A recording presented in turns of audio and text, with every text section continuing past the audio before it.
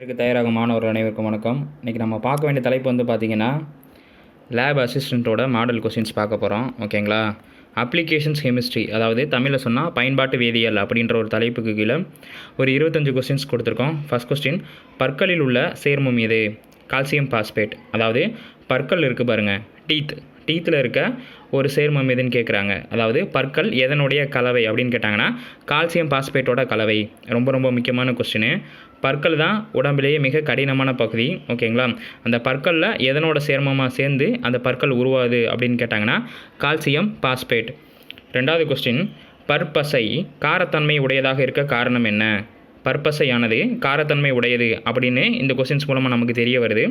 Additional information, எதனால் அது காரத்தன்மை அப்படின்னு அழைக்கப்படுது, அது கொஸ்டின்ஸ் கேட்டிருக்காங்க. உமிழ்நீரில் உள்ள அமிலத்தன்மையை பற்பசையானது காரத்தன்மையை நடுநிலையாக்கி பற்சிதைவை குறைப்பதனால பற்பசை காரத்தன்மை உடையதாக காணப்படுது. கொஸ்டின்ஸ் கேட்பாங்க. பற்பசை காரத்தன்மை வாய்ந்ததாக கருதப்படுகிறது. காரணம் என்னன்னு கேட்டாங்கன்னா உமிழ்நீரில் உள்ள அமிலத்தன்மையை பற்பசையானது ஓகேங்களா காரத்தன்மையுடையதாக நடுநிலையாக்கி பற்சிதைவை குறைப்பதனால. ஓகேங்களா? கொஸ்டின்ஸ் ரொம்ப முக்கியம்.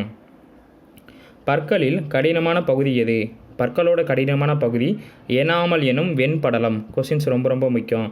பற்களில் கடினமான பகுதி எதுன்னு கேட்டாங்கன்னா எனாமல் எனும் வெண்படலம். கடின நீரை மென்னீராக்குவது எது? சலவை சோடா, சோடியம் கார்பனேட், Na2CO3. ரொம்ப முக்கியமான கொஸ்டின். கடின நீரை மென்னீராக மாற்ற பயன்படுவது எதுனா சோடியம் கார்பனேட். ஓகேங்களா? Sodium bicarbonate. ஓகேங்களா? கரெக்டாக சொன்னால் சோடியம் பை கார்பனேட் தான். ஓகேங்களா? ஆனால் இங்கே கொஞ்சம் ஒரு வித்தியாசம் இருக்குது. நான் சொன்ன சோடியம் பை கார்பனேட் எதுக்கு சொன்னேன்னா NaHCO3 அது வந்து சமையல் சோடா. ஓகேங்களா? ஒரு சில பேர்த்துக்கு குழப்பம். ஆனால் இங்கே கேட்டிருக்குது சலவை சோடா. ஓகேங்களா? கடின நீரை மென்னீராக்க பயன்படுவது எது அப்படின்னா சலவை சோடா, சோடியம் கார்பனேட். கொஸ்டின்ஸ் ரொம்ப முக்கியம். சமையல் சோடான்றது சோடியம் பைகார்பனேட். வேதி பிணைப்பு என்பது என்ன? அணுக்களுக்கு இடையே காணப்படும் கவர்ச்சி விசை தான் வேதி பிணைப்பு என அழைக்கப்படுது. ஓகேங்களா? இந்த 5 கொஸ்டின்ஸோட ரிவிஷன் விட்டுடலாம். ஓகேங்களா? பற்களில் உள்ள சேர்மம் எதுனா கால்சியம் பாஸ்பேட். பற்பசை காரத்தன்மை உடையதாக இருக்க காரணம் என்னன்னு கேட்டாங்கன்னா உமிழ்நீரில் இருக்கும் அமிலத்தன்மையை நடுநிலையாக்கி, ஓகேவா, பற்பசை காரத்தன்மை இருக்கனால தான் உமிழ்நீர் இருக்க அமிலத்தை குறைச்சி அது நடுநிலையாக்குது. இதுதான் அதோட கண்டென்ட்டு. பற்களில் எனாமல் பகுதி. ஓகேங்களா? அதுக்கு என்ன ஒரு சிறப்புன்னு பார்த்தீங்கன்னா பற்களில் கடினமான பகுதி எதுன்னு கொஸ்டின்ஸ் கேட்டாங்கன்னா பற்களில் மிகவும் கடினமான பகுதி எனாமல் என அழைக்கப்படும் வெண்படலம். கடின நீரை மென்னீராக மாற்ற பயன்படுவது சலவை சோடா, சோடியம் கார்பனேட், Na2CO3. வேதி பிணைப்பு என்பது கவர்ச்சிகளுக்கிடையே, ஓகேங்களா, அந்த கவர்ச்சி விசை இருக்குது பாருங்கள், ஸ்டார்டிங் டு எண்டிங் பாயிண்ட். ஓகேங்களா? Between the 2 ranges. ஓகேங்களா? அது கரெக்டாக புரிஞ்சுக்கணும் அந்த வார்த்தை. ஓகேங்களா? அணுக்களுக்கு இடையே காணப்படும் ஒரு கவர்ச்சி விசை. ஓகேங்களா? அந்த கவர்ச்சி விசையானது அதிகமாகவும் இருக்கலாம், கம்மியாகவும் இருக்கலாம். ஆனால் அந்த பாண்டிங் வந்து, ஓகேங்களா, அந்த அணுக்களுக்கு இடையே இருக்க பாண்டிங் தான் வேதி பிணைப்பு என அழைக்கப்படுது. கொஸ்டின்ஸ் கேட்பாங்க இதெல்லாம். ஓகேங்களா? நிலையான எலக்ட்ரான் அமைப்பை பெற்றுள்ளவை எது அப்படின்னா மந்தவாயுக்கள். ஓகேங்களா? ரொம்ப முக்கியமான கொஸ்டின். நிலையான எலக்ட்ரான் அமைப்பை பெற்றுள்ளவை எவை அப்படின்னா மந்தவாயுக்கள். வாழும் வேதியியல் அல்லது வாழ்வின் வேதியியல் என அழைக்கப்படுவது கார்பனின் வேதியியல். ஓகேங்களா? கொஸ்டின்ஸ் ரொம்ப முக்கியம். வைரம் கிராபைட் என்பது எதனோட புறவேற்றுமை வடிவம்? ஓகேங்களா? வைரமும் கிராபைட்டும் கார்பனோட புறவேற்றுமை வடிவம். ஆனால் படிக வடிவம் உடையது வைரமும் கிராபைட்டும். கொஸ்டின்ஸ் ரொம்ப முக்கியம். கார்பனோட புறவேற்றுமை வடிவம் மொத்தம் 2, படிக வடிவம் உடையது, படிக வடிவம் மற்றது. அதில் படிக வடிவம் உடையது எதுன்னு பார்த்தீங்கன்னா வைரமும் கிராபைட்டும். ஓகேங்களா? பக்மினிஸ்டர் புல்லரின் அல்லது ஃபுல்லரின் என்பது கார்பனின் புறவேற்றுமை வடிவம் தான், ஆனால் அது படிக வடிவம் மற்றது. அப்போ இந்த கொஸ்டின்ஸ்லேருந்து என்ன தெரியுது? வைரமும் கிராபைட்டும் கார்பனோட புறவேற்றுமை வடிவம் தான், ஆனால் படிக வடிவம் உடையது.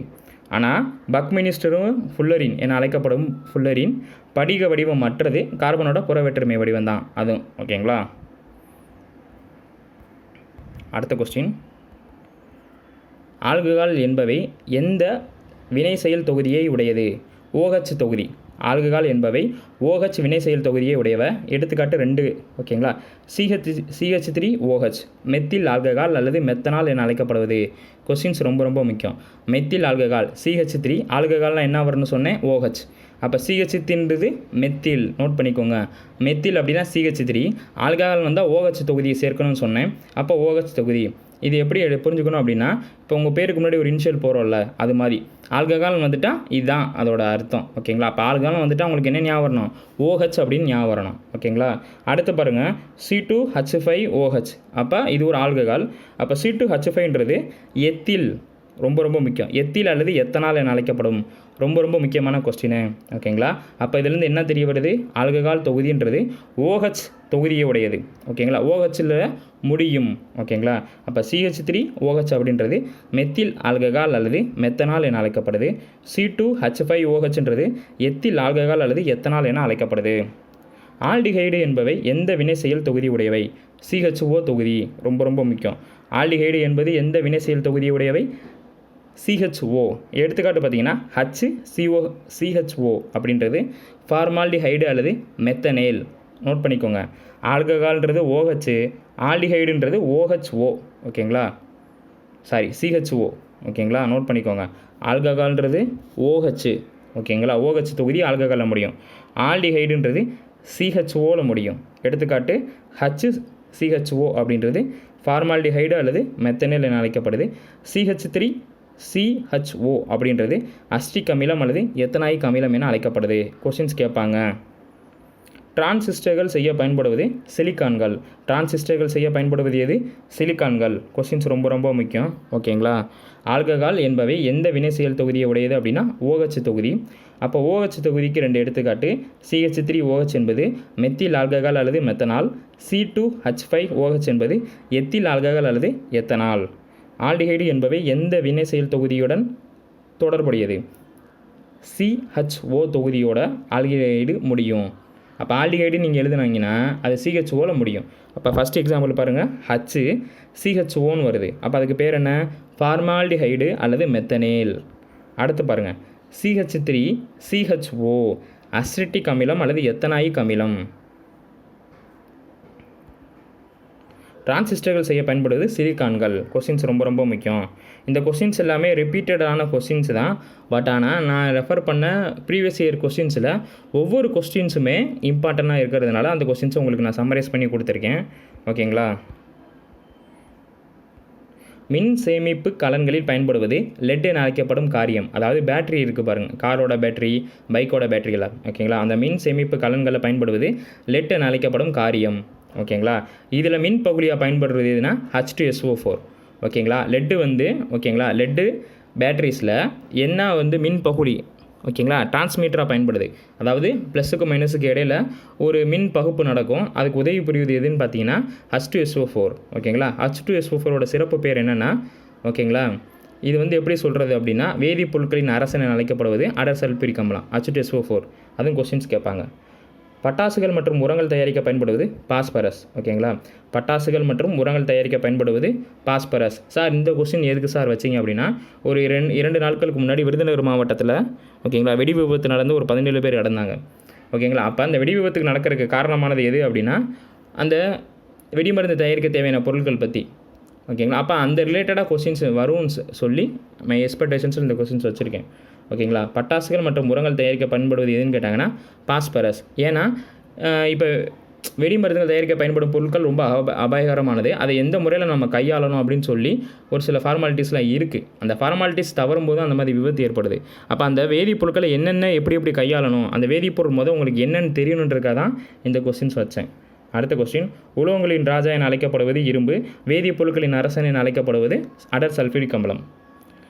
அணுமினியத்தின் தாது என அழைக்கப்படுவது பாக்சைட்டு, கிரையோலைட்டு, கோராண்டம். இந்த 3 தான் அணுமினியத்தின் தாது என அழைக்கப்படுவது.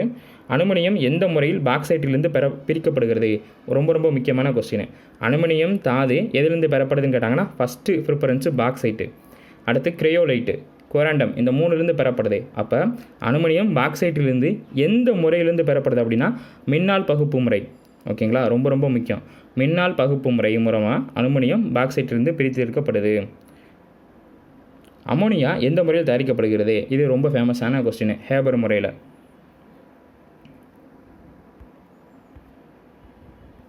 வெள்ளை துத்தம் என அழைக்கப்படுவது ஜிங்க் சல்பேட். ரொம்ப ரொம்ப முக்கியமான கொஸ்டின். ஓகேங்களா? கண்டிப்பாக இந்த கொஸ்டின்ஸ் எல்லாமே கேட்கலாம். வெள்ளை துத்தம் என அழைக்கப்படுவது எது அப்படின்னா ஜிங்க் சல்பேட். இயற்கையில் கிடைக்கும் பொருட்களில் மிகவும் கடினமானது எது? வைரம். வைரம் எதோட வடிவம்? கார்பனின் புறவேற்றுமை வடிவம். இந்த வைரத்திற்கு படிக வடிவம் உடையதா இல்லையா? படிக வடிவம் உடையது தான். அப்போ வைரம்ன்றது கார்பனோட புற வேற்றுமை வடிவம். அடிஷ்னல் இன்ஃபர்மேஷன் என்ன சொல்லணும்? படிக வடிவம் உடையது வைரம். லெட்டு மற்றும் பென்சில் தயாரிக்க பயன்படுவது கிராஃபைட். இதுவும் கார்பனோட புற வேற்றுமை வடிவம் தான். இதுவும் படிகம் வடிவம் உடையது. ஓகேங்களா? கிராபைட். ஓகேங்களா? பென்சிலோட எணுது முனை கிராபைட்டால் தான் தயாரிக்கப்படும். அதுவும் கொஸ்டின்ஸ் கேட்பாங்க. சிலைகள் செய்ய பயன்படுவது பாரிசாந்து. எலும்பு முறிவு. ஓகேங்களா? போன் கிராச்சரு. ஓகேங்களா? இந்த போன் ஃப்ராக்சரு இந்த சிலைகள் செய்ய பயன்படுவது எதுனா பாரிசாந்து. வாகனங்களில் குளிர்விப்பானில் தண்ணீர் உறைவதை தடை செய்ய பயன்படுவது எத்தில் ஆல்கஹால் C2H5OH. ஆல்கஹால்னால் OHன்னு சொன்னேன். ஓகேங்களா? நோட் பண்ணிக்கோங்க. கேசியஸ் ஊதாவி நிறம் கரு ஊதா. கேசியஸோட ஊதாவி நிறம் எது? கரு ஊதா. இது ரொம்ப இந்த கொஸ்டின்ஸ் வந்து பார்த்தீங்கன்னா இந்த 24வது கொஸ்டின்ஸ் வந்து ரொம்ப ரொம்ப இம்பார்ட்டண்டான கொஸ்டின். இது எல்லா எக்ஸாம்ஸ்லையும் கேட்டுகிட்டே இருக்காங்க. ஓகேங்களா? எந்த காம்படிட்டிவ் எக்ஸாம்ஸ் எடுத்தாலுமே இந்த கொஸ்டின்ஸ் வந்துகிட்டே இருக்குது. ஓகேங்களா? அதுவும் இந்த சிலைகள் செய்ய பயன்படுவது, எலும்பு முறிவை பயன்படுவது, எலும்பு முறிவை சரி செய்ய பயன்படுவது, இந்த மாதிரி கொஸ்டின்ஸ் எல்லாமே கேட்டுகிட்டே இருக்காங்க. அப்போ சிலைகள் எலும்பு முறிவை சரி செய்ய பயன்படுவது எதுன்னு கேட்டாங்கன்னா பாரிசாந்து. வாகனங்களில் குளிர்விப்பானில் தண்ணீரை உறைய தடை செய்ய பயன்படுவது எதுன்னு கேட்டாங்கன்னா எத்தில் ஆல்கஹால்.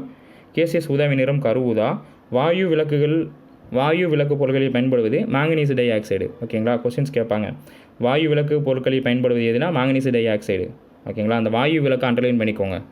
கொஸ்டின்ஸ் கேட்பாங்க. இதோட PDF லிங்க் டிஸ்கிரிப்ஷனில் கொடுத்துருக்கேன். டெஸ்ட் பேஜ் நம்ம இன்னும் 2 நாளில் போட்டுருவோம்.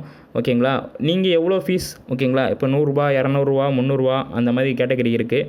உங்களுக்கு எந்த கேட்டகரியில் நீங்கள் ஜாயின் பண்ணீங்கன்னு சொன்னீங்கன்னா அந்த கேட்டகரியில் நம்ம ஜாயின் பண்ணி விட்டுறலாம். ஓகேங்களா? கண்டிப்பாக டெஸ்ட் பேஜ் போட போகிறோம் இன்னும் ஒரு 2 டேஸில். ஓகேங்களா? லேப் அசிஸ்டன்ட் மற்றும் ஓகேங்களா குரூப் 4க்கு டெஸ்ட் பேஜ் போட போகிறோம். அது மட்டும் இல்லாமல் இன்னும் ஒரு சில தினங்களில் வந்து TNEB அசஸருக்கான டெஸ்ட் பேஜும் போட போகிறோம்.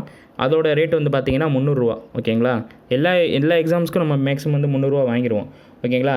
15 டெஸ்ட்டுகள் அதில் இடம்பெறும். ஓகேங்களா?